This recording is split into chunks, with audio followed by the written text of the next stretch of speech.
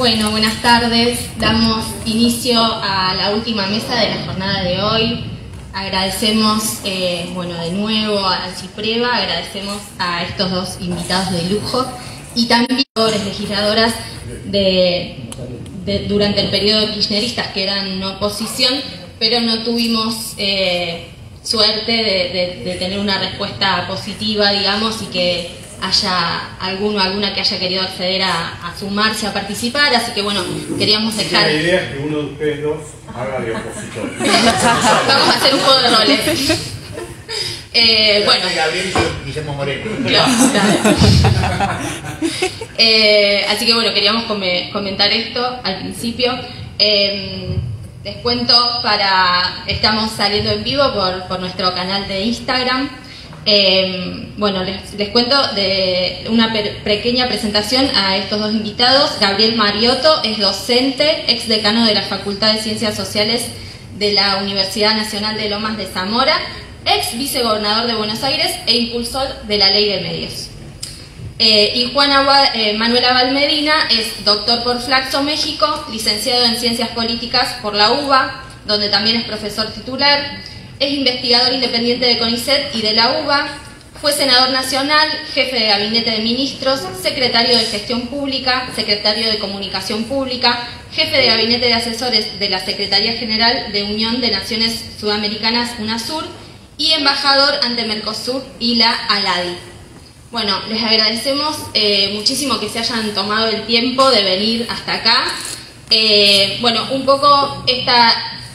Esta mesa tiene el desafío de abordar el periodo kirchnerista en el marco de este evento que tiene que ver con pensar en clave de los 40 años de la democracia.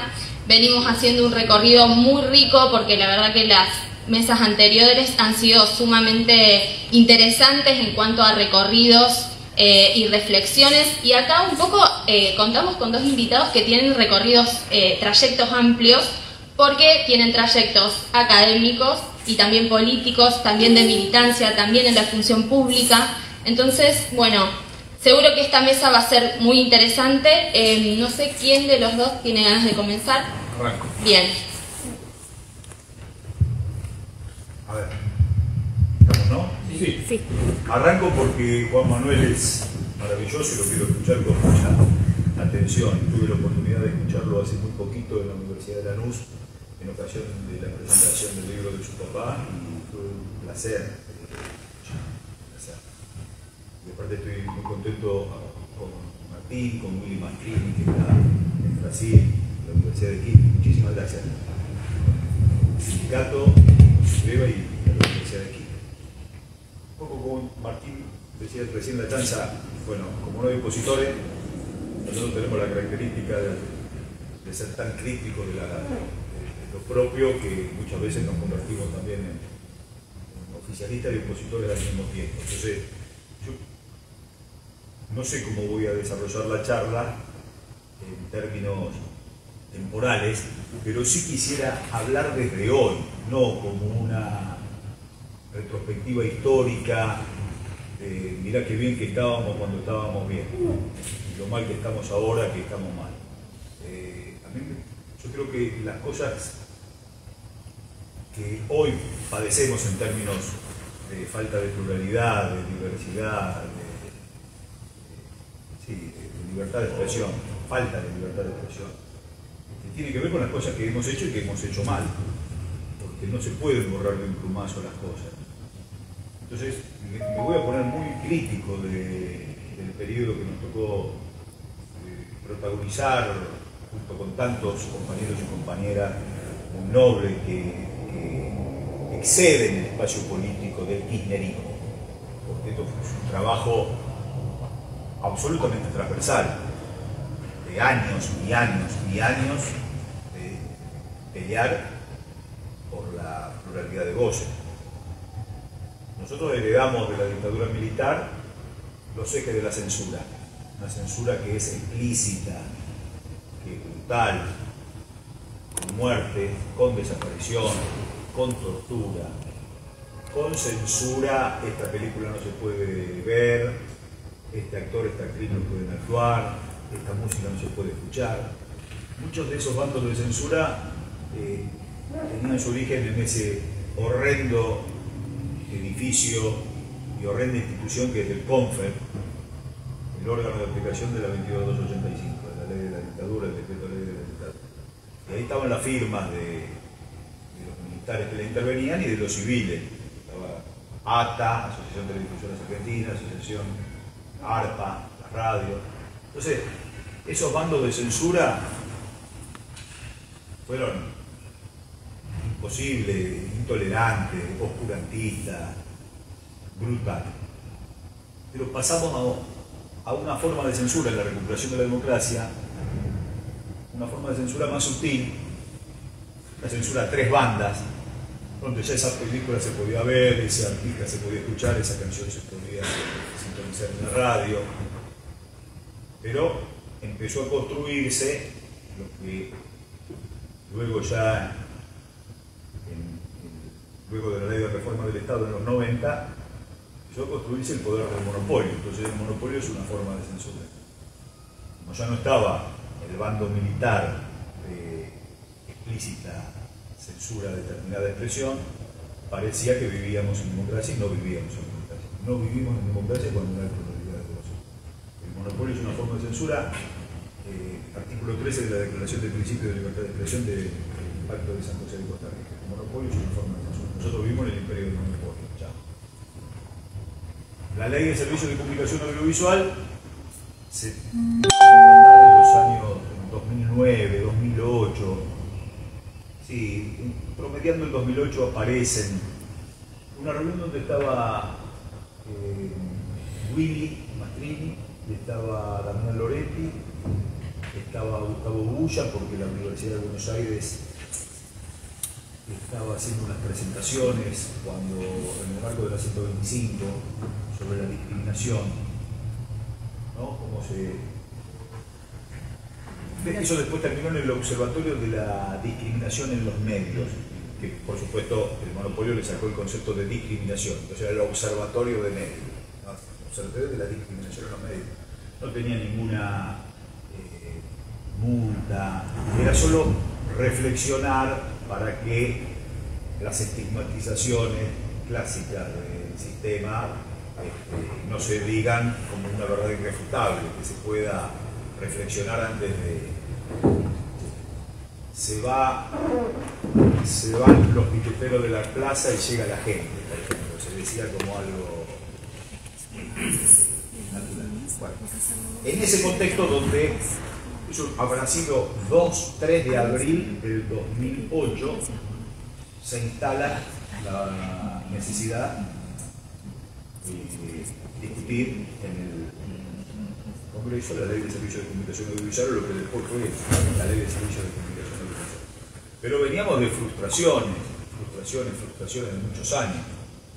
Desde la recuperación de la democracia, recordamos siempre el proyecto del Consejo de la Consolidación, que fue una iniciativa muy plural y muy buena del gobierno de Raúl Alfonsín. Y después iniciativas ya en el gobierno del doctor Menem, más vinculadas a las expectativas de algún diputado, alguna diputada, un senador, una senadora, pero que no tuvieron nunca el peso específico para ser instaladas en una discusión central.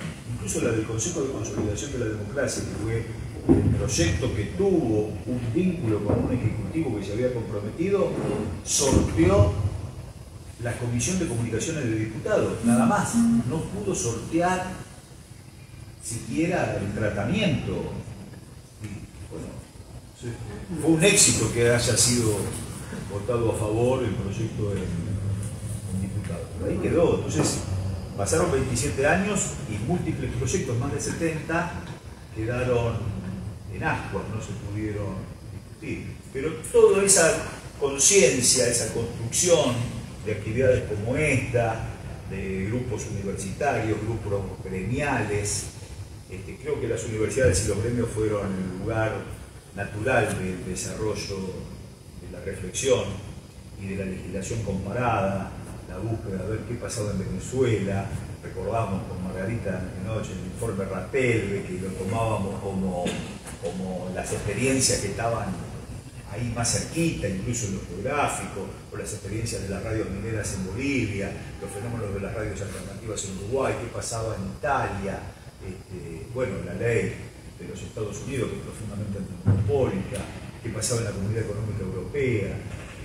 Esa legislación comparada a nosotros nos permitió, no digo a nosotros, gobierno de Cristina Fernández de Kirchner o de Néstor Kirchner, digo a nosotros, a los compañeros, compañeras del mundo de la comunicación, nutrirnos, discutir, poner el tema en la mesa familiar, poner el tema en la escuela, poner el tema en la discusión. Creo que esa toma de conciencia, todas las experiencias, yo puedo haber participado en un encuentro maravilloso en Granadero Baigorria.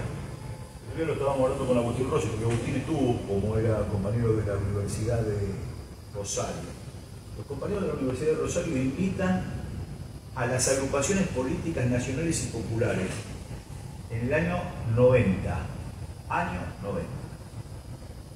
Compañeros y compañeras de las agrupaciones nacionales y populares de comunicación. Entonces venían los compañeros socialistas de Jujuy, los compañeros de un sector del radicalismo de la Universidad de La Plata, compañeros del Partido Comunista, compañeros del peronismo, compañeros del PI, a una discusión sobre el rol del Estado de Comunicaciones en Granadero Baigorria, en el hogar escuela de Granadero Baigorria. Habría 1.200 compañeros y compañeras de todo el país. Había estado Heriberto Muraro, estaba Quique Paz, que era el presidente de la Comisión de Comunicaciones del Diputado, el compañero de Jujuy. Rol del Estado de Comunicaciones. Todos discutiendo en las comisiones. Un decálogo de recomendaciones. Lo mismo que hicimos cuando tuvimos la oportunidad de discutir la ley de servicios de comunicación audiovisual. Una de las recomendaciones decía, esta ley no puede surgir de un día para el otro, hay que construirla en foro de abajo hacia arriba. La metodología no sea cosa que después en la lapicera de un senador con intereses corporativos o un diputado o una rosca espuria nos prive de... Y hay que construirla de abajo hacia arriba porque si no es el monopolio el que te va a explicar lo que estamos haciendo y lo va a explicar tergiversando. Entonces, vos fijate cómo una semillita puesta en un ámbito absolutamente distante de la toma de decisiones, pero nutre la oportunidad política de instalar ejes a la hora de llevar adelante la acción. Por eso es tan importante, recién lo hablábamos recién con Martín dice, bueno, de la diferencia entre la ley argentina y Ecuador. Hay voluntad política, pero no está esa trama que se ha construido en la Argentina y que la tenemos que seguir construyendo. Por eso es tan importante este tipo de encuentros. Yo hacía mucho que no participaba de este tipo de encuentros, pero lo escuché un ratito anoche, un ratito a Gustavo López, y ya vi la dinámica que tiene, cómo aprendemos, cómo nos reforzamos en lo que nosotros ya pensamos, cómo podemos interactuar y discutir para sacar una conclusión. Entonces, yo no estoy conforme con lo que pasó con la ley de servicios de comunicación audiovisual. ¿Fue bueno? Sí, fue bueno. ¿Y por qué no duró más que un suspiro? ¿Y por qué no se tuvo la vocación política de enfrentar al poder como se lo tendría que haber enfrentado? Entonces, es como que quedamos en la mitad del río. Y eso es peor que... Quedar en la mitad del río es peor que haber intentado cruzar. Porque en la mitad del río ahora están todos alerta. Nosotros los dormimos con la intención política. Los dormimos, los agarramos dormidos. Como los dormimos con el fútbol para todos. Estaban dormidos.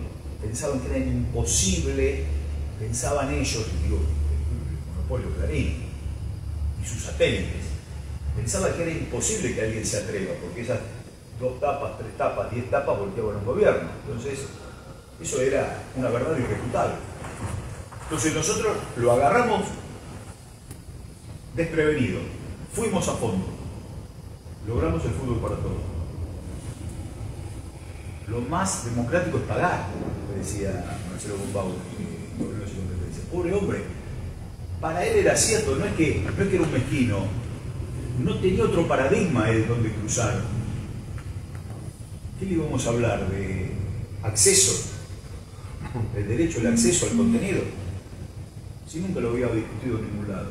Para ellos era natural, lo más democrático es pagar, así se defendía, muy grosero, pero porque no conocía. Por eso fue fácil la pelea del fútbol para todos. Y aparte, el fútbol para todos fue muy ilustrativo, porque la ley de servicios de comunicación audiovisual, con tantos artículos y cosas intrincadas, había que explicarla. El fútbol para todos es esto: pones un canal de TV y lo ves sin pagar, de Ushuaia a La Quiaca, de la cordillera a los ríos o al océano Atlántico, y lo ves por alta definición en la televisión digital terrestre. Es una plataforma absolutamente inutilizada ahora, sí, está como bypaseada, no tiene el impacto que debería tener esa plataforma. Alta definición, más de 40 señales que se pueden distribuir en todo el país en más de 70 repetidoras para que el que no tiene televisión pueda acceder a ella en múltiples ofertas, y para el que pague un servicio, una plataforma de cable, una plataforma de televisión satelital, deje de pagar eso. No se está utilizando. Parece como que el monopolio te pone los responsables para que nada se haga. Y agregar el fútbol, que esa plataforma pueda tener el fútbol, es realmente, no tenés que explicar qué es la democracia comunicacional. Es eso, lo estás ejerciendo en tu cotidianidad. Entonces el fútbol para todos nace de esa semillita de contenidos relevantes por televisión abierta. No sea cosa, no ocurra que determinados contenidos solo se pueden ver en las plataformas de pago. Y las plataformas de pago más un codificado. Parece que es ultra restrictivo. Condenando a nuestros compañeros, compañeras, vecinos, vecinas, hombres y mujeres de la Argentina, a los bares o a las casas de electrodomésticos a ver con la nieta contra el vidrio el Boca River del otro día. Puede ser, es una bofetada. Es una bofetada. Entonces el fútbol para todos se hizo como una ilustración de lo que iba a ser la democracia comunicacional, y sobre todo también sirvió a los otros actores mediáticos que eran como los alumnos, compañeros del grandote del grado que era Clarín. Todos los otros medios que miraban la pulseada gobierno Clarín con desconfianza, diciendo esto mañana van a arreglar y nos van a entregar a nosotros, cuando vieron que el fútbol para todos llegaba a buen puerto, ahí todo en serio. Entonces ahí donde los otros medios pudieron tener su propia política, no esperar que los ordene el monopolio, ¿no? Eso fue impactante. Y después, bueno, esos foros construyeron la conciencia para cuando Clarín decía obscenidades de la ley, se podía contraargumentar. Recuerdo una de las tantas. Clarín empieza a las 6 de la mañana y termina a las 12 de la noche con la misma cantinera. Pasa esto, pasa esto, pasa esto, pasa esto, y a la noche pasó esto, te dicen, y ya está. Lo crees. Si no estás en guardia, no tenés la guardia alta, lo crees. Y yo decía, mirá si será mala esta ley, que van a darle una licencia, otorgan una licencia, y cada 2 años te van a tomar examen, a ver si te la renuevan o no te la renuevan. Prendo la tele un día en casa y decían eso de la ley. Sí, cada 2 años te dan una licencia, te toman examen, y cada 2 años te llaman a formar a ver si te la renuevan o no. Me llama Cristina y me dice, y esto no lo dice la ley, no es así.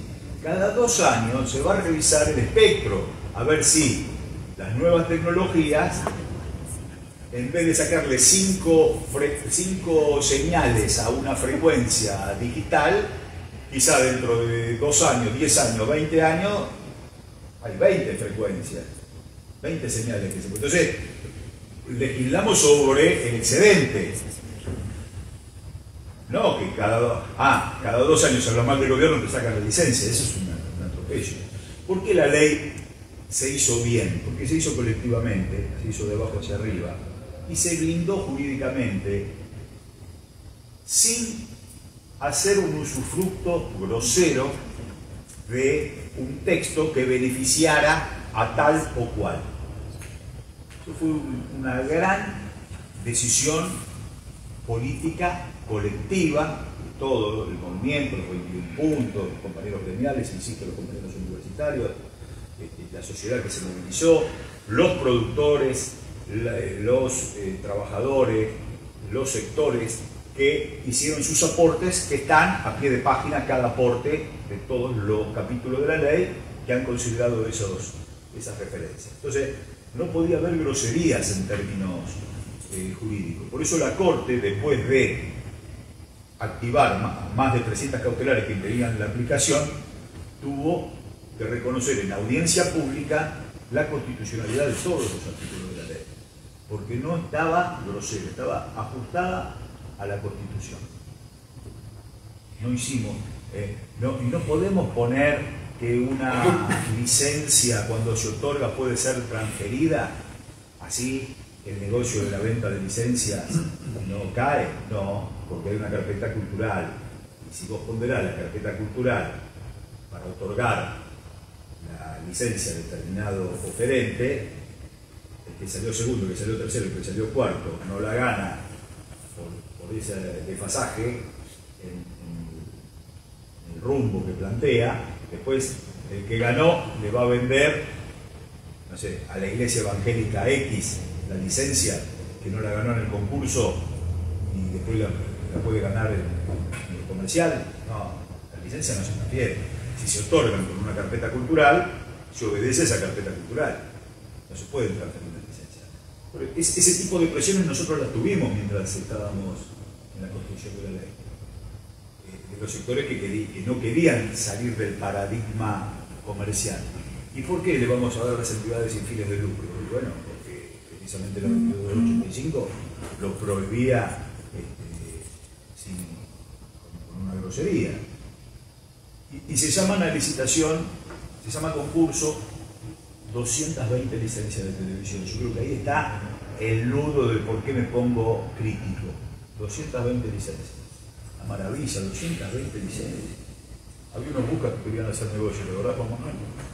Con las señales. Claro, porque en el medio de toda esta situación, el cambio de paradigma tecnológico. Entonces,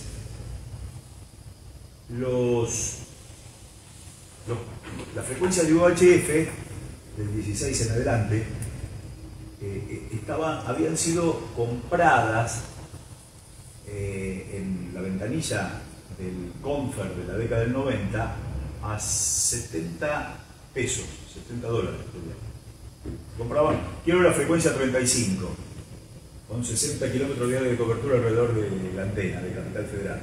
Llega hasta Tigre y llega hasta La Plata. ¿Para qué? No sé, yo la compro, 70, me quedo con la frecuencia 35, después vemos para qué sirve. Después tuvimos que armar un rompecabezas, había 4 empresas, entre ellas Clarín, unos yanquis, Telecentro, Telefónica, que tenían segmentitos de esa frecuencia. Entonces tuvimos que hacer hicimos una negociación. No estuvo ni judicializado eso. Yo lo encaré de la forma más bruta que un peronista del conurbano puede hacer. Digo, 5 por 1, nosotros somos peronistas, 5 por 1, como decía el abogado. ¿Cómo? Claro, antes ustedes tenían una frecuencia, ahora puede haber 5 señales. Bueno, devuelvan, no 4, quédense con una. En los márgenes del sistema. Y en una negociación, yo lo estoy contando en la ridiculez, pero fue una negociación honesta y sana con todos los sectores. Entonces el Estado recuperó casi 25, 30 frecuencias en donde se desarrolló la plataforma de la digital terrestre. Yo lo miro con estupor ahora, ¿cómo no fue judicializado? Bueno, porque fue honesta la discusión con los titulares, incluso con Clarín. se quedaron con alguna frecuencia, le devolvieron al Estado lo que habían obtenido en una compra de frecuencias que no sabían para qué iban a servir, si para telefonía o para lo que fuese. Y ahí se desarrolló la plataforma de la televisión digital terrestre, en esas frecuencias liberadas. La plataforma de la televisión digital terrestre era una ley de medios explícita para poder llamar a concurso 220 frecuencias en todo el país. ¿Por qué 220? Fue las críticas que muchos de nosotros yo recibí desde los propios compañeros del gabinete. 220. Es una locura. Vos querés romper el mercado, me decían. Bueno, dos cosas. ¿Desde cuándo nos interesa el mercado? Y la otra. ¿Quién dice que son 220 todas juntas? Si el problema, uno de los problemas que tiene la televisión en la Argentina es que desde el año 51, la primera emisión de Canal 7, en el año 60 la puesta en marcha del 13 y del 11, en el 61 la del 9. Desde esa fecha hasta hoy, creo que son 29 los canales concursados en todo el país. 29 canales que se concursaron. Y la mayoría, creo no errarle, se concursaron una vez y no se concursaron nunca más. 2 veces se habrá concursado Río de la Plata TV y después lo ganó Clarín, el 13. Pero los canales se concursan una vez y extensión de licencia, acuerdo, lo que fuese, no se vuelve a llamar a concurso. Pasó lo que pasó en el año 73, precisamente por eso del 58, del 60, cuando se empieza a contar desde la sanción de la ley o desde la puesta en marcha del canal. Bueno, en el 73 se terminaron los 15 años, en el 58, en el 73 se terminaron las licencias, fue una decisión política, listo. Y después, bueno, la dictadura y después la recuperación de la democracia, llamando a concurso un par de canales en Capital Federal. Pero si son 29 los canales privados, si ponemos 220 licencias, no van a poder impugnar el tratamiento de la adjudicación de esas licencias. Todas, las 220 no van a poder. Podrán obturar una, comprarán el pliego de 100 y obturarán 100, pero a algunas se les va a escapar. Por eso 220.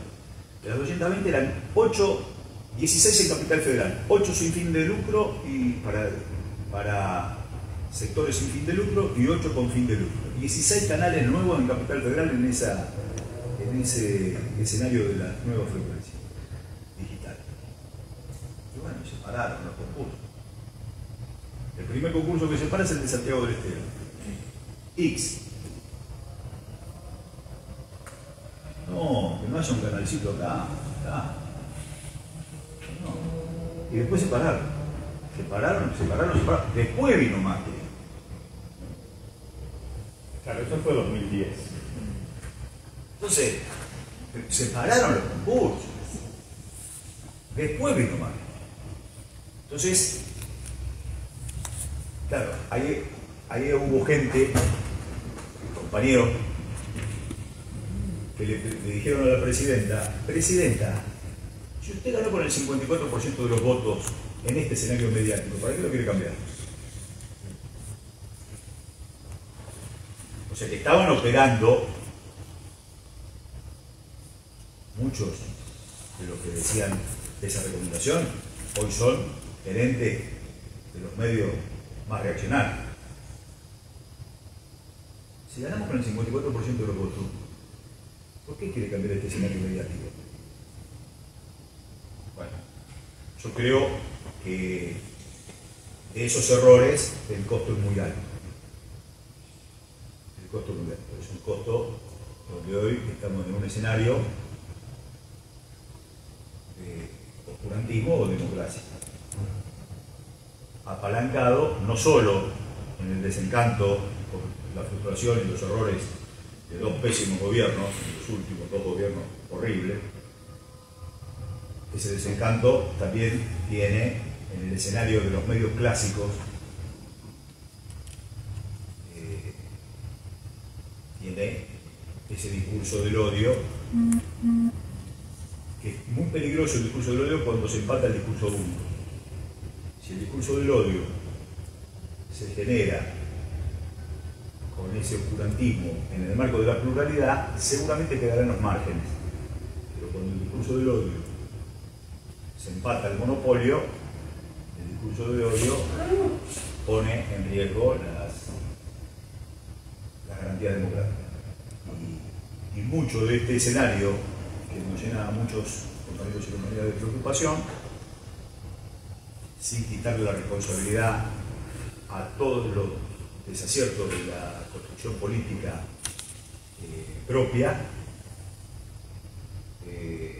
también tiene que ver con que no se tomó conciencia de la necesidad de aplicar los ejes de la ley, porque es una ley que toca intereses y esos intereses no pueden ser asusados o amenazados con la estética formal, sino con la acción de la medida que se ha tomado.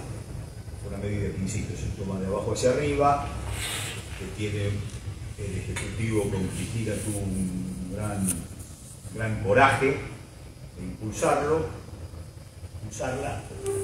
Las cámaras se debatió y se votó bien después del tránsito por los foros, y después tuvo esa gran tarea de Graciana y de Damián y de tantos compañeros y compañeras en la audiencia pública, donde lograron que muchos de los jueces de la Corte tuvieran que asistir a los argumentos que daban nuestros cuadros que defendieron el texto de la ley. Pero la falta de vocación política para aplicarla creo que es un costo altísimo que hemos pagado. Después de mostrar las cartas que esto venía en serios. Y una vez que se logra lo más difícil, que es la sanción de la ley, no hubo espalda para la aplicación. Y después vino Macri, y Macri en el primer decreto que tiene que firmar se hace una panzada. Yo recuerdo lo que fue ese día, deroga los ejes centrales de la ley, sobre todo la parte respecto del monopolio, y yo estaba en Loma, de donde vivo, lindo el lugar para vivir, muy seguro, y me vine hasta el Confer, ahí a Zipacha y Córdoba, y ya en el obelisco estaban carro de asalto, represión, estaban preparados para desembarcar en Malvinas, esperando la gran movilización de la revolución sandinista por la comunicación. Y no pasó nada. Los muchachos se volvieron, aplicaron el decreto y hoy estamos como hasta entonces. Muchas gracias.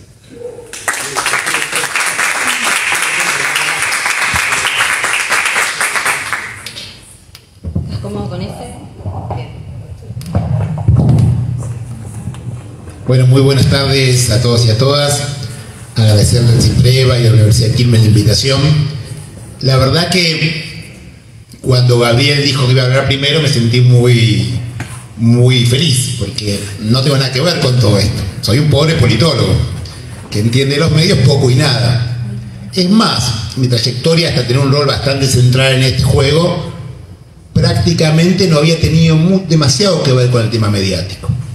Yo venía de la acción como politólogo, trabajando en cuestiones de politólogo, la ley de reforma electoral, las PASO, todo eso que ustedes conocen y sufren y putean. Habíamos trabajado algo cuando hicimos lo de le sacamos la publicidad audiovisual, la hicimos a maldad, que nos divertimos con eso, y después de haber una cuestión más política, de haberlo acompañado a Néstor Kirchner en su construcción política, en la UNASUR y en varios ámbitos, con lo cual sí, no conocía el mundo de la comunicación ni mucho menos, pero no había tenido un rol destacado en el ejercicio diario de la tarea, ¿no? Sí estaba con Néstor cuando venía a traer las copias de Argentino, cuando venía a proponer una cosa, cuando venía dado un día y entraba para verlo, cuando venía otro, pero nunca había seguido mucho esta temática, con lo cual mi conocimiento era bastante relativo. Como también era el de Néstor. Néstor también tiene un conocimiento muy relativo. ¿Por qué? Porque venía a hacer política en Santa Cruz, donde el sistema de medios es absolutamente contrario a lo que entendemos como el sistema nacional. Con lo cual charlaban mucho del tema, pero de una mirada muy distinta a las complejidades que empezamos a escuchar con Gabriel, etc.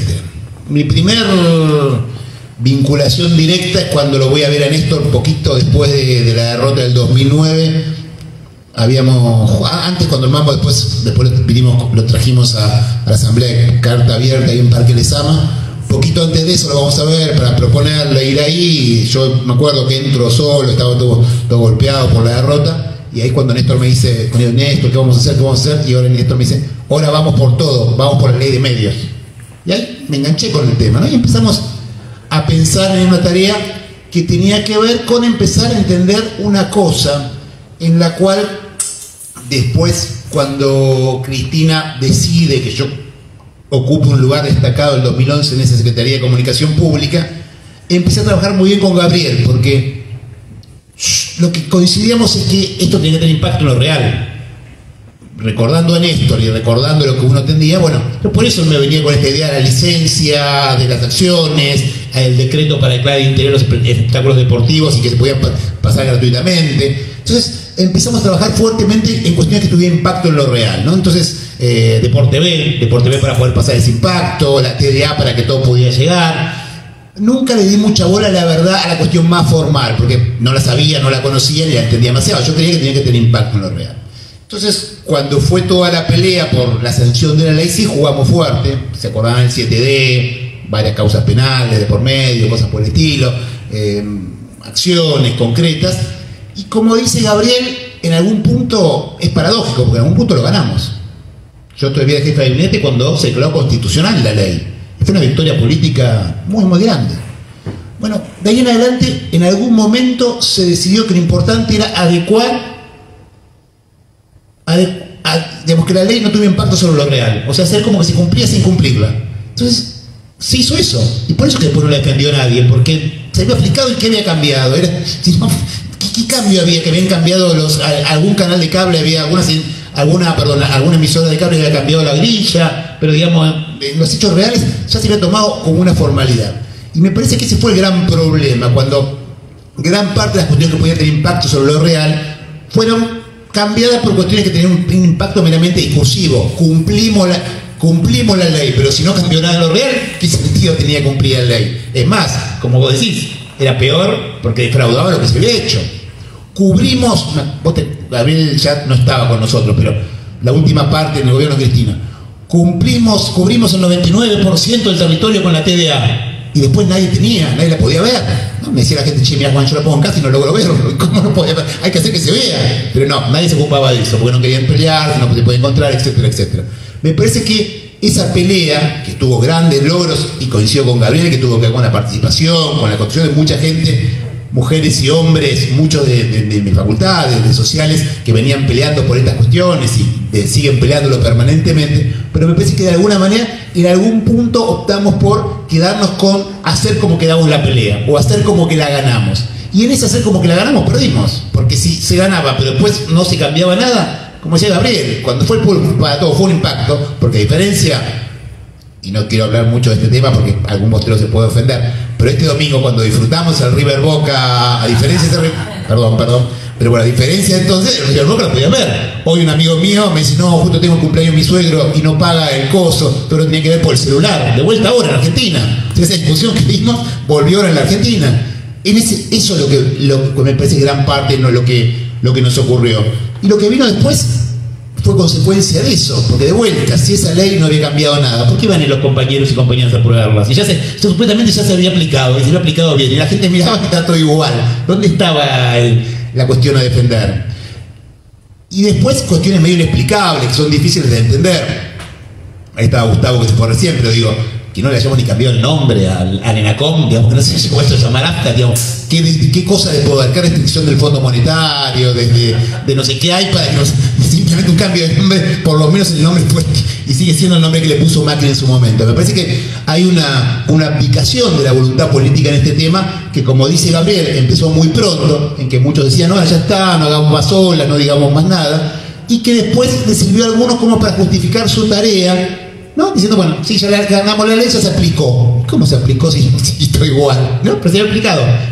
Y esa falta de decisión de pasar un plano a otro, me parece que en gran medida explica la desmovilización o la falta de incentivos o la falta de construcción militante de nuevo para hacerlo ahí. Porque si se logró y no se logró nada, si se peleó y no se peleó nada, si esa teoría, como vos decís, sigue estando, pero nadie tiene la menor idea, ni nadie puede hacer funcionar, ni puede ver nada por ahí. Y ese conjunto de cuestiones me parece que hablan de un proceso político. No, yo soy orgullosamente parte de una fuerza que tiene como una de sus frases centrales: mejor que decir es hacer y mejor que prometer es realizar.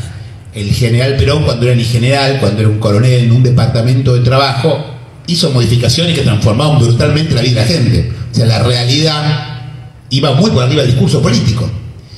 El peronismo de este siglo, el peronismo de ahora, de alguna manera, en algún momento cada vez empezamos a hablar más y decir más y hacer menos, ¿no? Y eso fue como una tendencia, cada vez hacía más, hacíamos menos, transformamos menos la vida de la gente, ¿no? En comunicación es un ejemplo claro, ¿no? Se aprobó la ley de medios, que bien, no cambió nada, pero cada vez se sobregiró en lo discursivo y se perdió claramente en lo real. Y de alguna manera estos 4 años son una expresión de eso, ¿no? En lo que lo discursivo fue fuerte, en muchos aspectos ni siquiera eso. Pero de alguna manera esa sobreestimación de lo discursivo termina siendo enormemente improductiva, porque no cambia nada lo real, polariza más, radicaliza más, enoja más, da más bronca, pero no se consigue absolutamente nada. Yo digo, perdónenme a los que estén de acuerdo, pero ¿algo más inútil que el juicio de la Corte Suprema que estamos haciendo? Un juicio que de principio sabés que va a salir, no tiene los números. ¿Para qué lo haces? ¿Para enojar más? ¿Para no poder juntar quórum para otra cosa? ¿Para no hacer una cosa? La ley para aumentar los miembros de la Corte. Votamos, salió la medida de sanción del Senado, 15 miembros de la Corte Suprema. No podemos nombrar a uno. No podemos nombrar al procurador que está vacante desde que Macri echó malamente a Gil Carbó. Y queremos nombrar 15 miembros de la Corte. O sea, cada vez vamos más en lo discursivo y menos en lo real. Imagínense dónde hemos caído, por en ese plano que es el que para el monopolio tanto le interesa, que la batalla ahora supuestamente es por renovar una jueza de 75 años.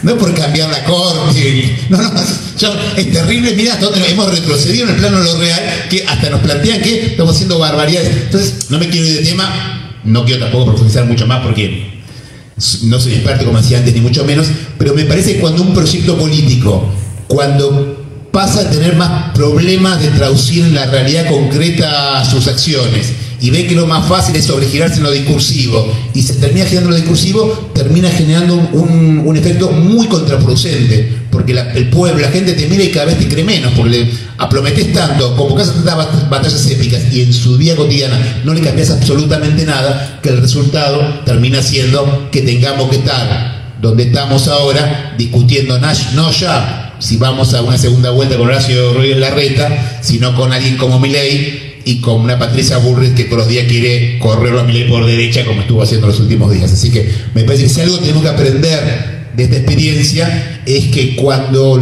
es difícil avanzar en lo real, hay que seguir trabajando por avanzar en lo real. Si es difícil hacer la licitación, hay que seguir laburando para hacer esa licitación y no escaparnos a una ahora esto ya se hizo pero no se dio cuenta nadie, esto ya lo logramos pero no se dio cuenta nadie, porque el resultado es mucho más contraproducente que si no lo hubiéramos hecho. Muchísimas gracias.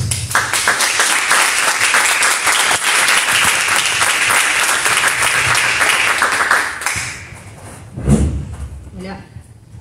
¿Ahí se escucha? Sí. No. No, subile bien. Ahí estaba, ¿eh? Ahí está. ¿Ahora? Ahí está.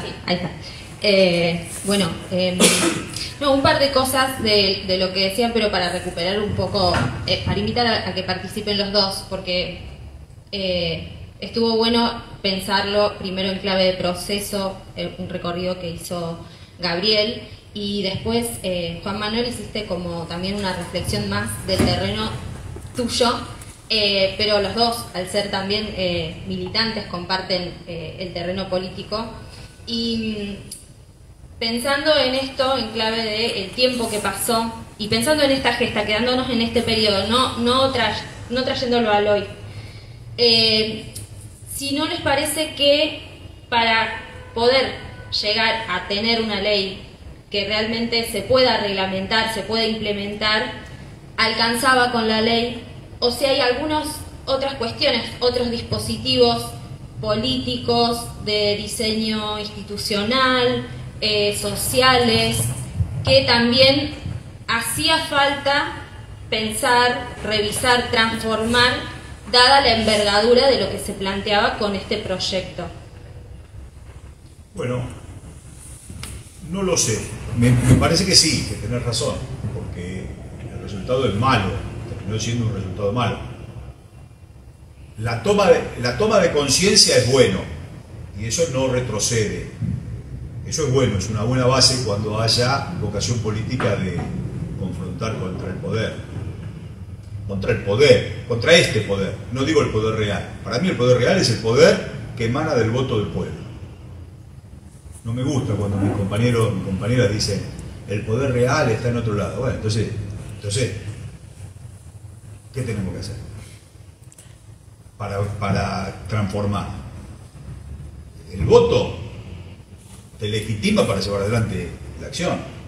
Si el poder real está en otro lado y no se puede con el voto popular, ha pasado muchas cosas feas en la Argentina. Entonces, nosotros tenemos que confiar que tiene que haber un programa, una plataforma, el pueblo vota esa plataforma y le da la legitimidad para que el gobernante lleve adelante la transformación con el apoyo de ese pueblo. O sea, el poder. Cuando se quiera confrontar contra el poder, esa conciencia está. El instrumento fue bastardeado. Hace falta más conciencia y más construcción, siempre hace falta más. Siempre hace falta más. Pero se podía aplicar la ley. La decisión política de suspender los concursos tuvo que ver con un arrugue de barrera. No es que se enojaba X y el gobernador Zamora. Y bueno, 2 concursos, 2 televisores en Santiago del Estero, una televisión en Córdoba, una en Mendoza, 2 en Rosario, 2 en Buenos Aires. Vamos a darle una cooperativa, una en Santa Fe. ¿Y qué pasa en Catamarca? Podemos poner una... Ahora, la concepción es que el empresario televisivo es un empresario televisivo, no es el dueño de Edenor. No es el dueño de Edenor. Macri volteó con un decreto los aspectos de la construcción del monopolio. Por supuesto, el monopolio se hizo más grande, Cablevisión, Telecom, y le dio Edenor a Vila Manzano. Este gobierno, apalancado en el decreto de Macri. Entonces, quien tiene un medio de comunicación, una licencia en determinada área de cobertura, no puede tener los servicios públicos. Esto lo decía la ley. Entonces, tenés un medio de comunicación ¿para qué? Para defender Cerro Dragón y Edenor y Pampa Energía. No. Entonces vos podías asignarle frecuencias a empresarios de medios, cooperativas de medios, sindicatos de medios, clubes de fútbol, fundaciones, X, asociaciones civiles, la CGT, la CTA. Se podían asignar medios, si no, después no quieren el pozo de petróleo y el litio. Nosotros vemos los gobernadores pasearse en los sets de televisión. No es pauta, es litio. Ya no es pauta. Porque el medio está en el negocio del litio. En Jujuy y en San Juan. Como para hablar de 2 signos políticos distintos, por lo pronto hasta el 10 de diciembre. Entonces, lo que no hubo es vocación política. No hubo vocación política. Porque empezó a trabajar el sistema de las operaciones internas de quienes ya estaban coqueteando con el enemigo barra adversario o adversario barra enemigo. Entonces ellos dijeron, no, esto no se puede avanzar. Se podría haber avanzado, y si se avanzaba es lo que dice Juan Manuel. Había cosas lindas para defender, se podía defender. La plataforma de la televisión digital terrestre es un sistema maravilloso. Está subutilizado. Incluso en la selección de los canales que emiten, es para que la gente intente no verla. Claro, los pocos que la pueden ver, pero es para Vibra TV. Bueno, podemos poner una señal. Podemos poner las señales Ahí de... intentamos Deporte TV, sería solo ahí. Claro, Deporte B. Claro, Deporte B no negamos que queríamos que iría solo ahí. Claro. Para Y que- Deporte B podés dar todos los partidos del Mundial gratis en alta definición. Por ejemplo, se pueden hacer múltiples cosas. Los canales de los estados nacionales, europeos, americanos, las provincias. Se puede hacer una oferta buena, una oferta linda. Pero sobre todo, vos fíjate, el jubilado va al correo y le dan una antena y un decodificador. Dos problemas. Una antena y un decodificador. En vez que te toquen la puerta y dice, señora, acá somos del sindicato de la UOCRA o somos del sindicato de televisión, del SAT, y le venimos a instalar la antena. Mirá qué lindo. 4 o 5 antenas cada grupo de 3 compañeros instalan la antena y el jubilado tiene la antena. Y el que tiene el cable también tiene la antena. Entonces, sí, dejo de pagar el cable. Y empezamos a tener... Es un sistema... No utilizar la televisión digital terrestre hoy es realmente jugar para el monopolio. Es jugar para el monopolio. ¿Cómo no tenemos? Una universidad la tiene que pedir. ¿Podemos administrar la televisión digital terrestre? ¿Quién se está ocupando de esto? No sé, hay una oficina en el subsuelo del Ministerio de Obras Públicas que dice que tiene decodificadores guardados pero que están húmedos. No lo pueden dar a la universidad, que nosotros vamos a poner el sistema, y aparte le vamos a poner el canal de la universidad, que la ley de medios, ese artículo no está derogado. Lo vamos a poner también en esa plataforma. Y los canales locales van a estar en la plataforma de La Plata, van a estar los canales de Citibel, de Berizo, de La Plata. Una oferta ampliada. No hay vocación, porque acá seguimos rigiendo, bueno, Alberto, pobrecito, siempre fue un hombre de Clarín. De hecho, fue exentado del gobierno cuando sancionamos la ley de servicios de comunicación audiovisual. Lo exentaron del gobierno. Después apareció en Clarín que había renunciado. Por eso siempre dudamos de lo que dice el diario. Pero lo exentaron del gobierno. Entonces, Alberto, a mí no me preocupa Alberto, porque la verdad le reconozco su coherencia. Cuando discutimos la ley de servicios de comunicación audiovisual, fue expulsado del gobierno y él estaba en contra. Y hoy sigue estando en contra. A mí lo que me preocupa es los que estaban a favor, que hoy se callan la boca. Eso es lo que más me preocupa. Bueno, yo para dar un poco de picante no voy a coincidir ni con la pregunta ni con lo que dijo Gabriel. Creo que no hacía falta en ninguna instancia, es una cuestión de decisión política. Y con lo que dijo Gabriel, primero después de un juicio politológico, pero con lo que es más concreto el tema que estamos hablando acá, parte de los problemas se explican lo que dice Gabriel. Muchos jugaban para otro lado, no tengo duda. Pero eso no sería tan raro, es lo normal, lo lógico, ¿no? Es lo que ocurre en todo el mundo. Para mí hubo algo más grave. Muchos compañeros que podían pensar exactamente igual que nosotros, prefirieron cuidarse, pero cuidarse como yo hice las cosas bien. No por quedar bien con Clarín, sino para quedar bien para mantener el cargo. Hubo una mucha chiquitaje ahí. A ver, nadie puede creer, en muchos sentidos, digo que algún compañero que estuvo a cargo del AFCA jugaba para Clarín en un momento, pero prefería como mostrar que cumplía. Yo hice la ley y para hacerlo era más sencillo adecuar todo y no tener quilombo que hacerlo. Y falta de acción, digo, nadie va a creer acá, y vos, y Gabriel, ni yo, que Julio De Vido no jugaba fuerte. Pero claro, era más fácil mandar eso a los jubilados que llegaran, y bueno, a ver, que armar con los sindicatos, una acción, etcétera, etcétera, creció ahí. Y volviendo a lo que decías vos, yo tenía una cosa que tenía medio listo para hacer, para ver por qué no hacen instancias. Nadie sabía que era TDA, ¿no? Íbamos a los actos, Cristina decía, ¿cuándo vamos, Julio? ¿Cuánto cubrimos? El 99,99 de la población. Bien, bien. Los que lo escuchaban en la cadena nacional nadie tenía idea que era televisión. Yo tenía una gran amiga militante de la Astal, víctima, la primera, una que habló en el juicio de la Junta, no sé si vieron la película 85, la chica jovencita que vestía una militante nuestra enfervorizada, que se dedicó todo el tiempo a intentar poner la antenita y lograr verlo. Pero durante 2 o 3 años nunca, no tenía ningún cable y nada, porque se estaba desesperado con algún día poder ver algo que no pudo ver nunca. ¿Cómo había que hacer para ver eso? ¿Sacar una norma, un instrumento, una ley? No, yo tengo una idea. Pasemos un superclásico solo por la TDA. vas a ver que todo el mundo se interesa en la TDA. De acá a 2 meses, el superclásico River Boca se pasa en la TDA. Va a salir todo el mundo desesperado a preguntar, ¿oh, ¿cómo? ¿Dónde está?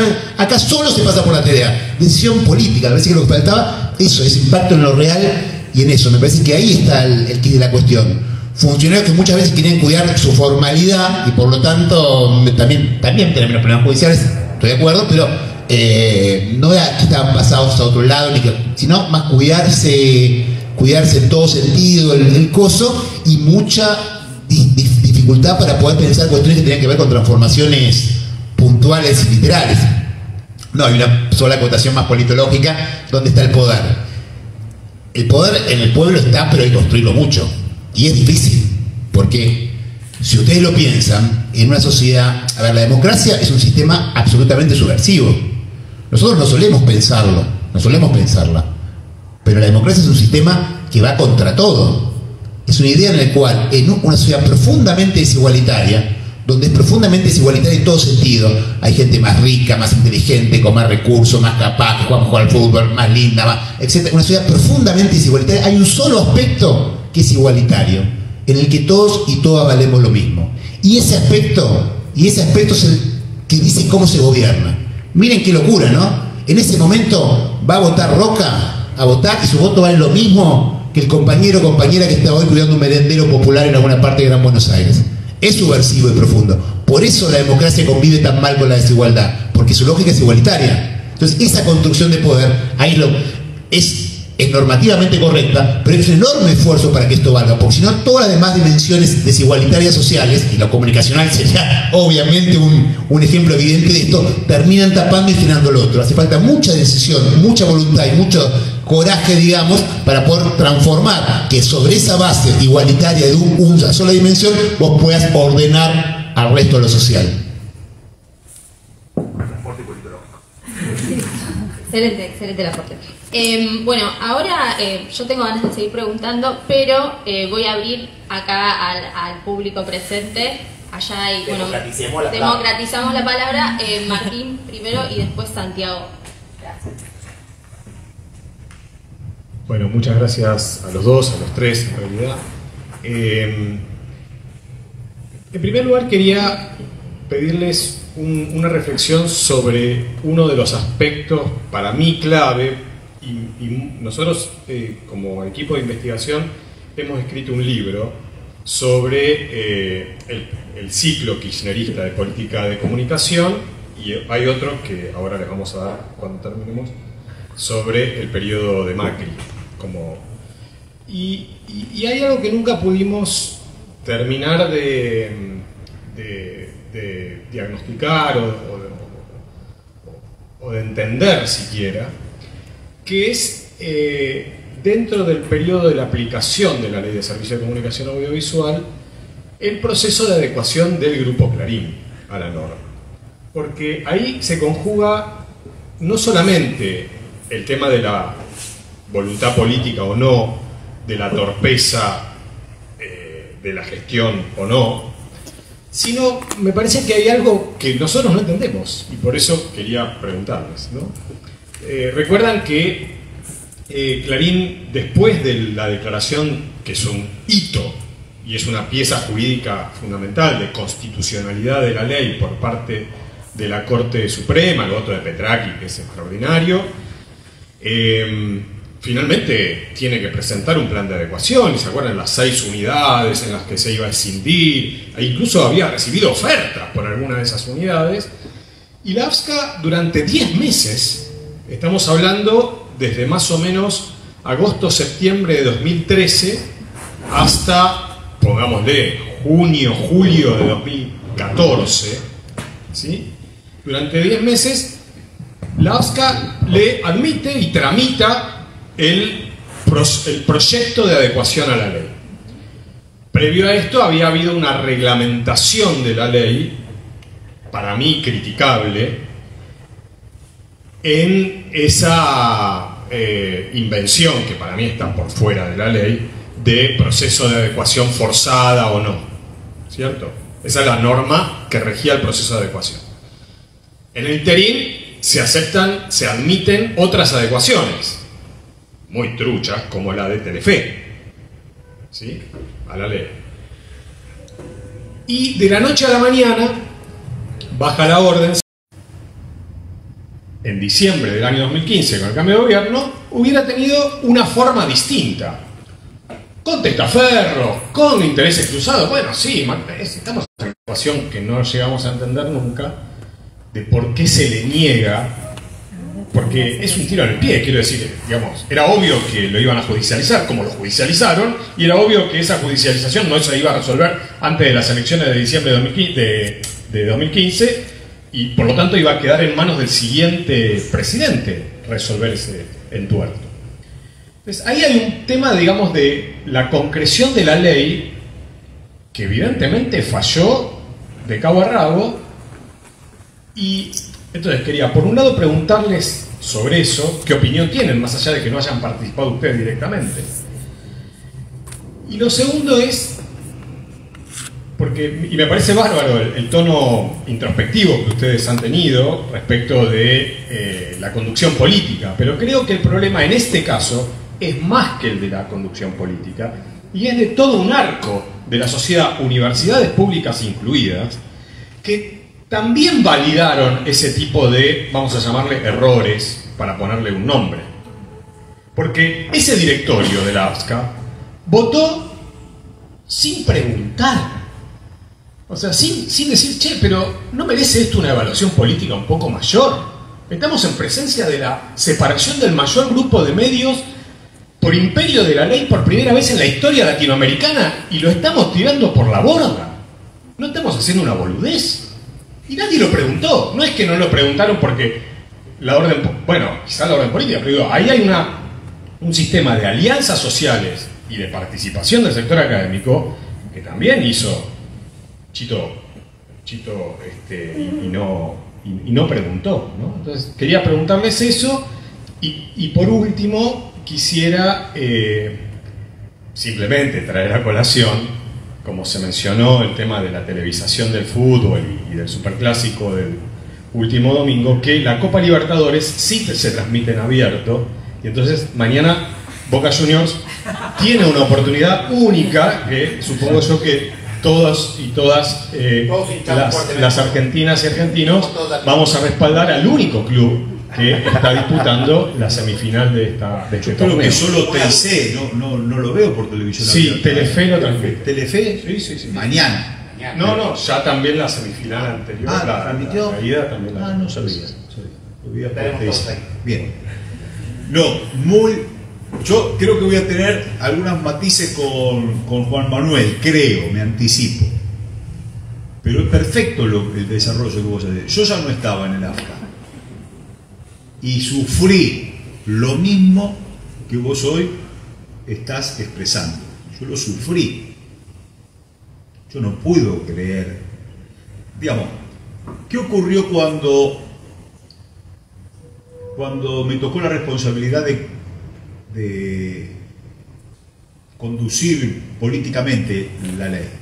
Porque la ley la hizo el foro, el pueblo, trabajó muchísimo Damián en los textos, también Loretti, fue el que se cargó el tema jurídico y de libertad de expresión, también es un genio y es un experto, con Graciana, que después ayudó mucho, y yo era el fronting político. Fue una construcción colectiva, yo me hacía cargo de los ejes políticos que recibíamos en los foros y con el resto de los 21 puntos, los compañeros y demás. Y los muchachos, tanto Damián como Graciana, al borde, al fleje de la constitucionalidad siempre, pero del lado de adentro. Por eso, pero era una discusión de orden político. Y logré, no sé por qué, por la generosidad de Néstor al principio, después falleció pobrecito y Cristina,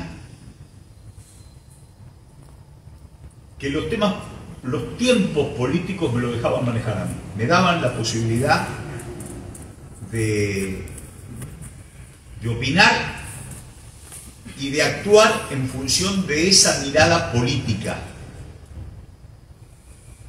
Yo por eso discutía con Graciana las intimaciones a Clarín. La discusión era, ¿por qué le mandamos el telegrama a las 9?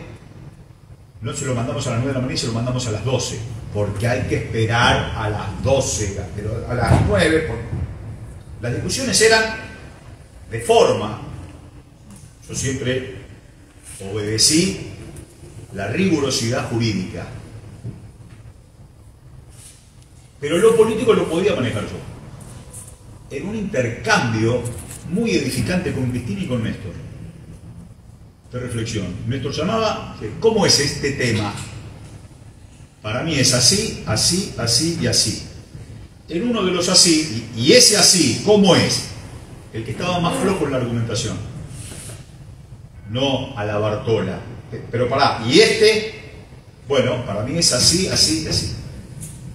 Bueno, entonces lo vamos a hacer así, así, así, así. ¿Está bien? Está bien. Bueno, andá a convencer a Cristina. A Cristina, o sea, Néstor validaba el paso político para que el objetivo llegara a buen puerto y no sea estética formal de hacer jueguito para la tribuna. Pero yo intervenía y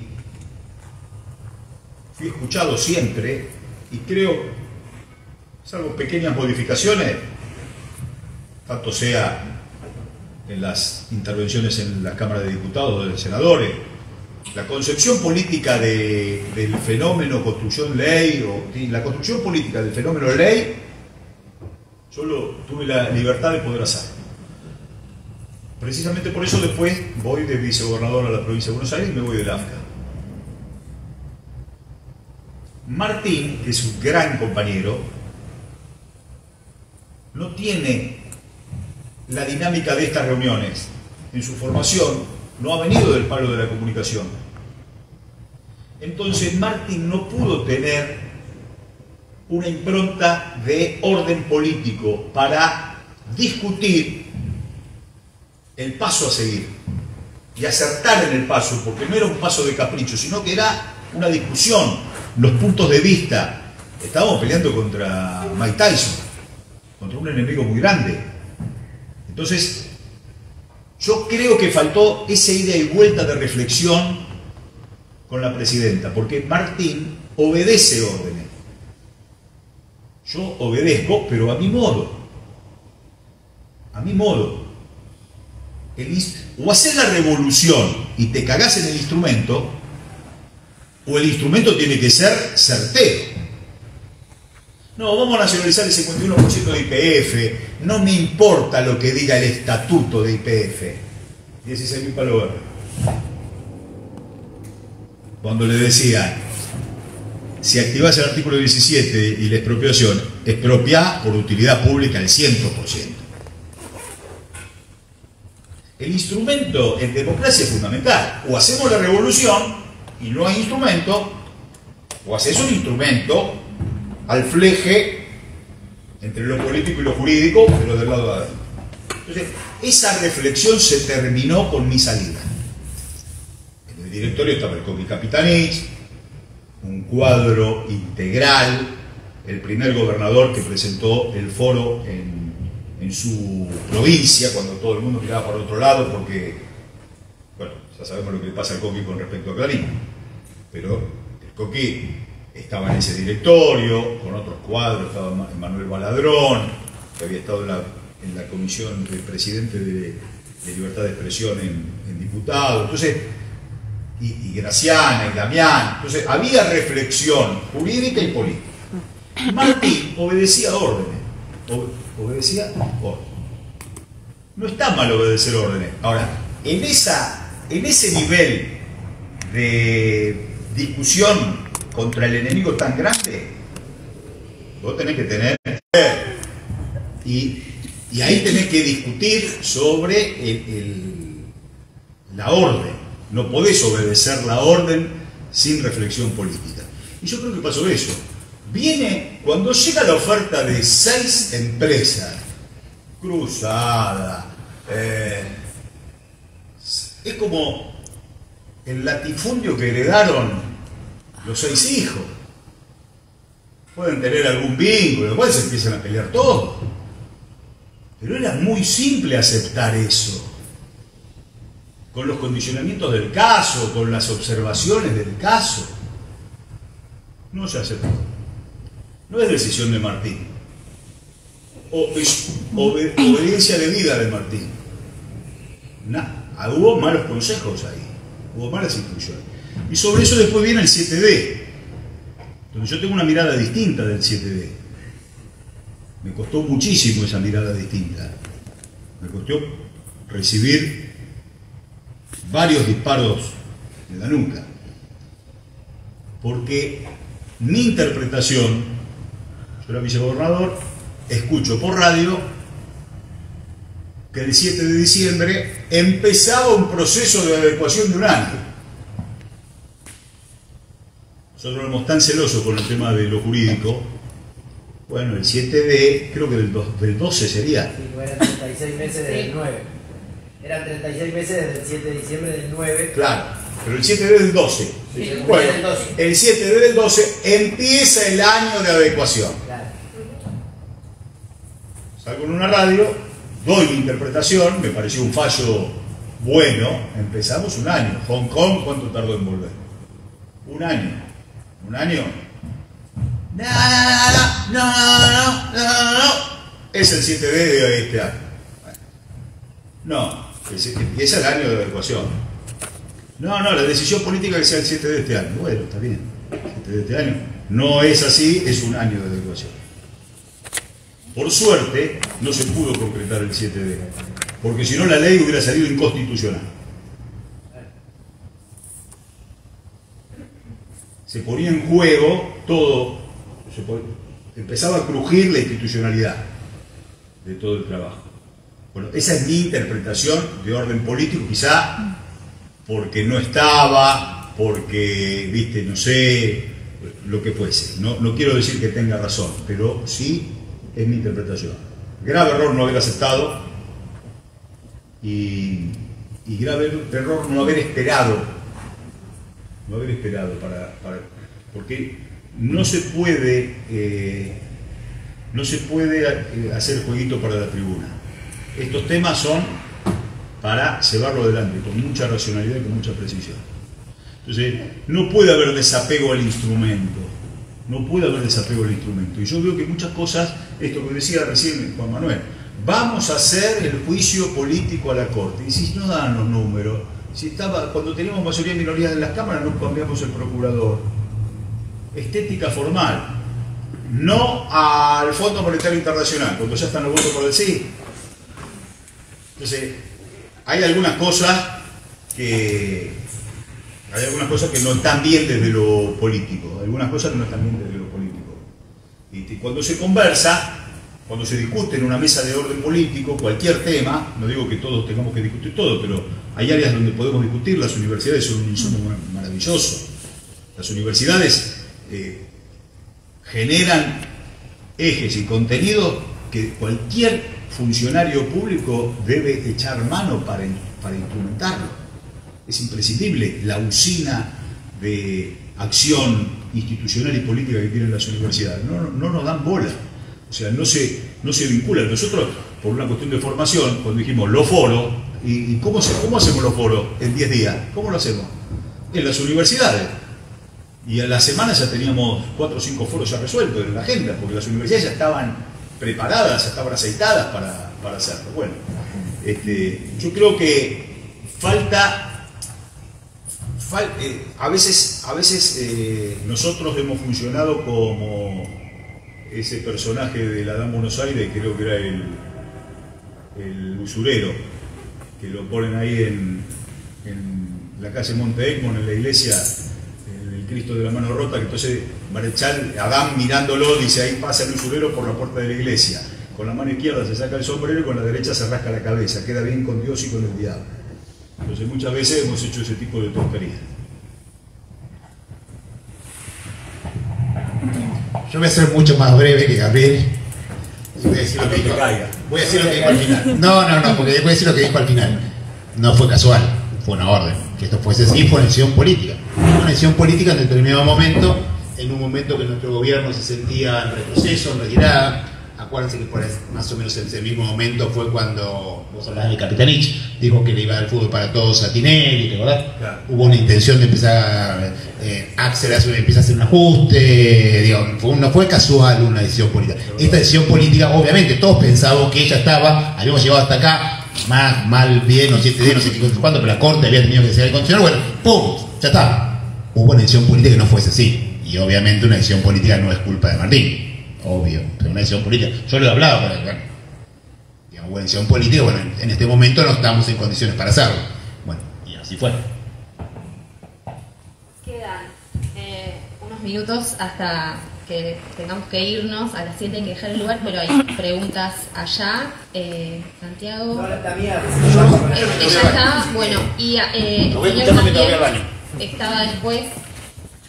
Entonces hacemos Agustín, el señor y Bernadette. Claro, las tres juntas así. Dale, puede ser las tres al mismo tiempo.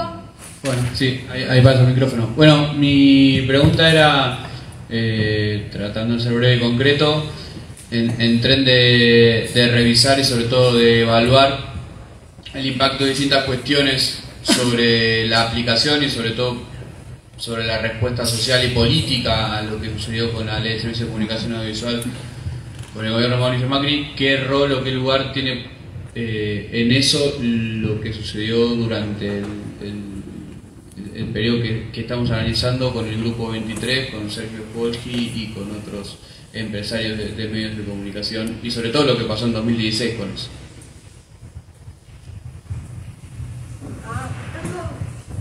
Hola. Bueno, en primer lugar, muchísimas gracias a Gabriel y a Juan Manuel por la charla muy interesante, y sobre todo agradezco la autenticidad y la sinceridad con la que están dando la charla. Quería problematizar un poquitito lo que decía en torno a la aplicación de la ley y el aporte que hizo Martín, que me pareció realmente muy interesante, sobre la necesidad y la falta de discusión de la adecuación y demás. Pero me parece que por ahí es un problema un poco más complejo, y digo lo siguiente. O sea, la ley de telecomunicaciones, la 19798, la derogamos en 2014, 42 años. La ley de radiodifusión, la 2285, sancionada en el 80, tardamos 29 años. O sea que, primer dato, lo que nos cuesta regular en materia de medios de comunicación. Y una vez que regulamos en materia de medios de comunicación, y como decía Gabriel participó del que para mí fue el proceso deliberativo más importante de la historia de la radiodifusión argentina, que fue la sanción de la Ley de Servicio de Comunicación Audiovisual, bueno, estuvo suspendida mucho tiempo por la decisión de una jueza de Mendoza. Con lo cual acá metemos el segundo factor complejo, o sea, la recurrencia de las empresas al Poder Judicial para anular decisiones políticas. Pasó con la Ley de Servicio de Comunicación Audiovisual, pasó con el decreto 690 del 20, pasó ahora con lo del 5G, que también hubo una cautelar en Mendoza que se levantó, pasó con el 264 de la regulación de las telecomunicaciones. O sea, segundo factor complejo, la recurrencia de las empresas al Poder Judicial cuando la decisión política no es, favorable. Me parece que eso hay un problema de diseño político institucional que va, me parece a mí, que va un poco más allá de estas cosas tan pertinentes que ustedes dicen que tomen en cuenta sobre la efectiva mala aplicación de la Ley de Servicio de Comunicación Audiovisual. O sea, solamente este comentario como para problematizar un poco la reflexión. Acá. Bueno, también agradezco sus exposiciones y que se hayan acercado a debatir sobre estos temas. Breve también, retomo algo que dijo Gabriel, de que la ley audiovisual se blindó jurídicamente para que no fuera en contra de nadie, que era ajustada a la Constitución, impecable en esos términos, y pensaba cómo regular estos temas a largo plazo, ¿no? Porque digo, una ley impecable, constitucional, que pueda ser modificada en aspectos medulares tan fácilmente por un decreto de necesidad de urgencia apenas asume el otro gobierno, cambiando cuestiones fundamentales como ser que la televisión por cable ahora ya dejó de ser un servicio audiovisual, sino pasó a ser un servicio TIC. Pensaba si, para los dos igual es la pregunta, si tienen alguna reflexión sobre esto, ¿no? ¿Cómo regular a largo plazo sobre políticas de comunicación, que no se desbarate todo de un gobierno al otro? Gracias. Cortito. ¿Puedes repetir la pregunta tuya para que Juan también? Sí, la pregunta tenía que ver con qué incidencia puede tener en esto que estamos analizando de la aplicación de la Ley de Servicios de Comunicación Audiovisual y la pérdida de un acuerdo social o también político. Detrás de eso, con la llegada de Mauricio Macri al poder, el lugar que tuvo el Grupo 23 y la figura de Sergio Folchi y otros empresarios en el sistema de medios de comunicación, en una fecha de 2010-2015. Bueno, yo creo que son actores que no han tenido un desempeño bueno como tantos otros actores que actualmente siguen, pero que esas disfunciones no son las causales de la falta de aplicación de la ley, sino que son disfunciones. Perón, creo, lo cito Perón adelante de Juan Manuel y me da vergüenza porque es un experto, ¿no? Pero dice, ahí está una derecha, nos tiran de la derecha y la izquierda y los aprovechamos, ¿no? Y aparece la izquierda y la derecha y no está en la memoria colectiva los aprovechados. Los aprovechados están en todos los gobiernos. Pero la ley, como plantea el compañero, tuvo muchos problemas de orden judicial. Las operaciones judiciales, bueno, la jueza de Mendoza da cuenta de un pedido de un grupo de oyentes que dicen que la ley es inaplicable, inconstitucional, entonces una cautelar o el juez de Orán. Todas esas organizaciones de oyentes tenían la dirección del estudio jurídico del doctor Rosenkrantz, que era el abogado de Clarín. Entonces, esa operación judicial tiene que ver un poco con lo que Alberto Fernández dijo el día de la Asunción, ¿no? Medios de comunicación concentrados, poder judicial amañado, cloacas del poder articulando. Ahí está todo, las dos respuestas están en esa descripción. Y lo que planteás, si alcanza, porque después cambia el viento y volvés al casillero cero, creo que es imprescindible en la Argentina un cambio de constitución. Yo creo que se blinda jurídicamente con un cambio de constitución. Esta constitución es horrible y producto de una rosca espuria, el doctor Menem con el doctor Alfonsín, una coyuntura. Ya nosotros padecemos coyunturas constitucionales. La gran estafa de la reforma constitucional de 1860 nos deja un presente griego, que es el artículo 32 de la Constitución. O sea, 1853 todo bien, la Constitución. En 1859 Cepeda. Mitre pierde con Urquiza. Acepta Buenos Aires integrarse a la Confederación Argentina. Y Mitre dice, bueno, sí, pero hay que reformar la Constitución. No, pero faltan 10 años, porque faltan 3 años, porque en 1853 son 10 años, por 10 años no se puede reformar la Constitución. No, hay que reformar la Constitución. Porque no puede haber leyes federales que restrinjan la libertad de imprenta. O sea, los medios de Buenos Aires no pueden, los medios gráficos de Buenos Aires los medios gráficos de Buenos Aires no pueden estar sujetos a leyes federales, producto de una rosca espuria, de una coyuntura de 1860. La Constitución del 53 no lo decía. La reforma constitucional es inconstitucional. No pasaron 10 años y nos deja ese presente griego.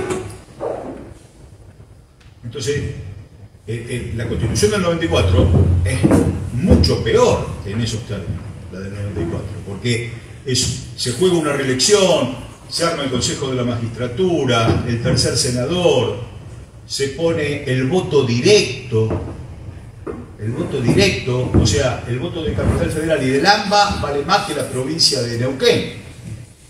Se termina el colegio electoral, es una constitución unitaria. Tiene un terreno politológico. Bueno, por eso yo hablo primero para que vos después pongas precisión. Pero, y le dan los recursos naturales o los bienes naturales en cabeza de las provincias, para que Morales o el gobernador de San Juan negocien con las extractivistas y sueñan con la atomización del Estado Nacional. Estamos en el umbral de un grave problema, como que la tarea de Lord Ponsonby todavía no terminó en la conformación de los Estados Nacionales en América Latina. Entonces, es una constitución espantosa. Y el presidente dice que alcanza con defensa de la competencia en materia de comunicación. Bueno, entonces estamos en problema. Esto tiene que estar clavado en la Constitución, los ejes de libertad de expresión. Entonces, yo creo que hace falta en la Argentina, por múltiples causas, la discusión de una nueva Constitución.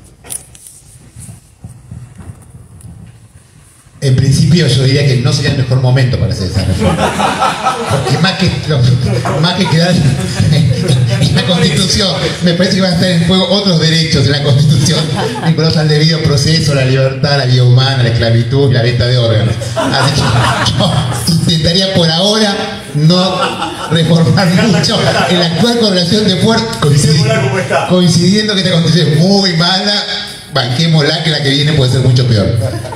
Hablando en serio, digo, y eso digo también muy en serio. A ver, lo que decía Gabriel de la Constitución de 60, bueno, pero eso es una Constitución.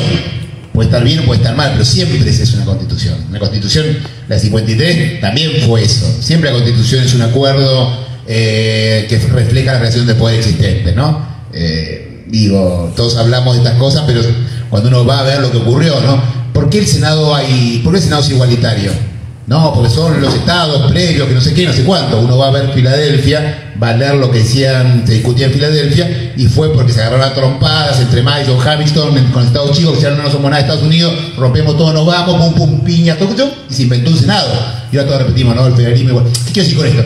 Que todo arreglo constitucional es una explicitación de acuerdos de relaciones de poder. Ese del 94, coincido, fue una muy mala. ¿Pero por qué fue mala? No por el voto directo, que lo defiendo absolutamente defiendo el voto directo, sino porque fue una constitución pensada para un esquema político consensual, como era ese momento político en que las tres principales fuerzas avalaban el modelo de compatibilidad. Al ser pensada por un esquema consensual, lo que se hizo fue sobreestimar los votos para las decisiones. Esa misma constitución, para un esquema no consensual como el que tenemos ahora, lleva a la parálisis. ¿Hace cuánto tiempo que no se nombra el defensor del pueblo en Argentina? 20 años. ¿Por qué? Porque se faltan 2/3 partes de los miembros de ambas cámaras. ¿Hace cuánto tiempo no se nombra el procurador? No, de vuelta que esa vergonzosamente Macri echó a Gil Carbó y puso a este suplente que sigue estando ahí, justamente porque 2/3, etcétera, etcétera, etcétera. ¿No? Hecha para impedir el cambio. ¿Por qué? Porque estaba pensado el consenso, estaba todo de acuerdo con el modelo económico, era fácil operar. Esta va a ser ganemos nosotros, mi ley ya no depende de cada uno, va a ser complicada a cualquiera porque está trabada para que no se tomen decisiones. La ingobernabilidad que estamos teniendo, el problema argentino hoy, ¿se acuerdan que en un momento el problema argentino era una crisis de representación? La gente se sentía representada. Hoy todos nos sentimos representados, vaya, ¿no? Miren los que votan a Milei, gritan, están felices, ¿no? Hay sobre representación. Lo que no hay capacidad de gobernabilidad, porque no hay capacidad con las instituciones actuales de generar acuerdos. Entonces, vinculando lo que decías vos antes, ¿cómo se consigue? A ver, esta ley fue fuerte, ¿eh? Si esta ley con todas las trabas. A ver, perdóname que mezclo temas, ¿no? Pero a veces cuando nosotros hablamos de los empresarios o de las empresas, me suena a cuando la derecha habla de los sindicatos. ¿Vieron que cuando la derecha habla de los sindicatos, por ejemplo, de educación, nunca pueden hacer nada por los sindicatos? Y los sindicatos, Baradel, ¿no? Y hace cuánto tiempo viven en esta ciudad y por culpa de Baradel no pudieron, ¿no?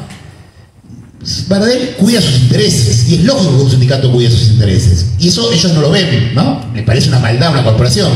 A veces me parece que nosotros a veces hablamos de las empresas lo mismo.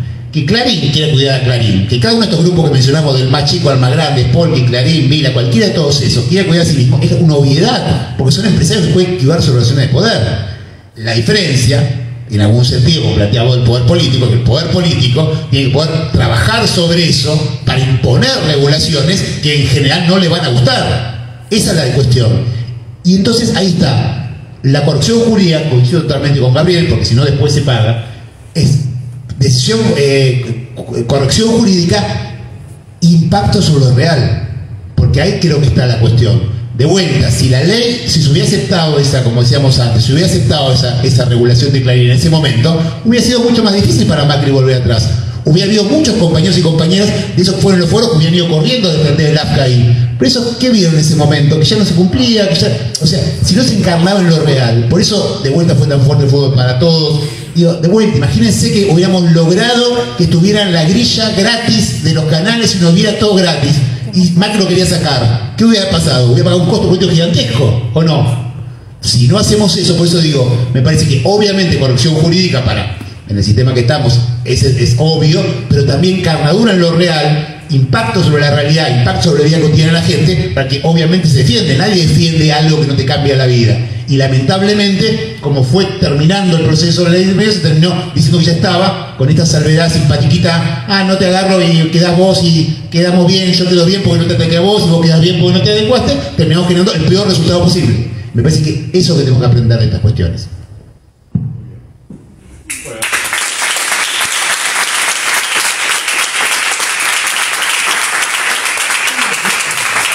Hacía falta un diputado opositor. Con nosotros va a estar eso. Les vamos a dar unos regalitos a los invitados de la casa que nos está invitando, de Cipreva, y agradecemos mucho y los esperamos y las esperamos mañana.